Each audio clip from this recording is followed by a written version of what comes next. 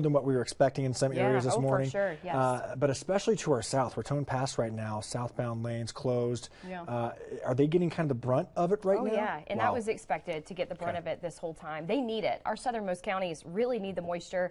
We all need it, but winter storm warnings are going to continue till 11 p.m. tonight. Let's take you to the radar. Let's get right to it. Notice that we've got steady snow showers here across portions of western Huerfano County and parts of the Raton Pass. Areas into northern Huerfano County. You can see where the freezing line is hovering just to the north of Trinidad, just to the north of Walsenburg. And that is showing more of that rain-snow mix across the region. So not all rain, but we've got kind of a warmer layer of air just above the surface, and that is kind of keeping for a variety of precipitation types in the forecast, and that's going to continue through this evening. Notice that most of the snow here is wrapping up across downtown Colorado Springs, but we still have steady little band of snow here just up Highway 24 through Woodland Park. So you'll certainly be with some treacherous conditions there. The roads are partially covered on secondary and side roads. Of course, DOT doing a great job just keeping some of those main thoroughfares clear, and they're mostly wet. I-25 southbound and northbound through Colorado Springs is mostly just wet.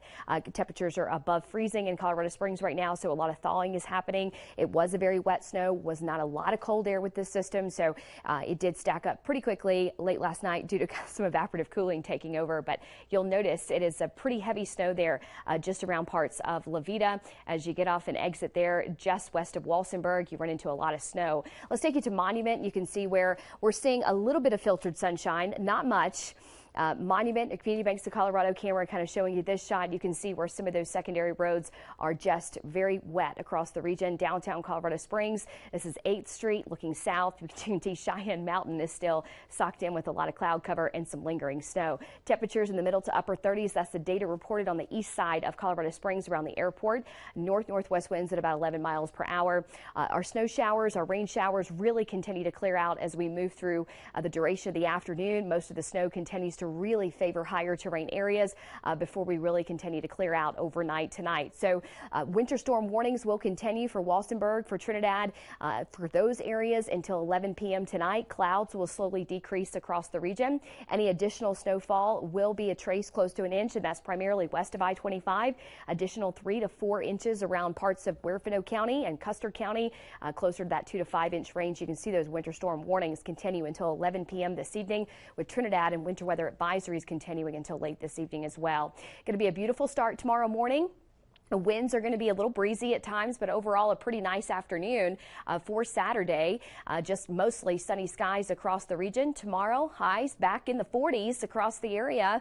We're looking at highs near 50 degrees for Pueblo County, 45 in southern Pueblo County around Rye and Beulah Valley. So we'll be warming up, thawing out very quickly across most of the southern Colorado locations.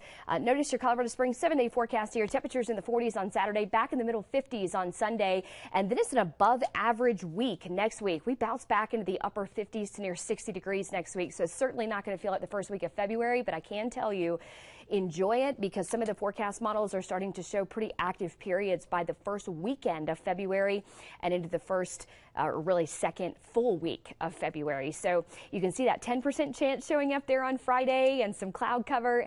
That likely is the start of a fairly active period by the first weekend in February. So we'll keep you posted on that. But as we wrap up, you're shoveling, it's wet, it's messy out, just know we're going to dry out, and we're going to stay that way for a good 5 to 6 consecutive days before things pick back up again by next weekend.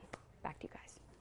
Some of the parents of the Idaho student murder victims will be in court today. A look at the horrific incident that grabbed the nation's attention.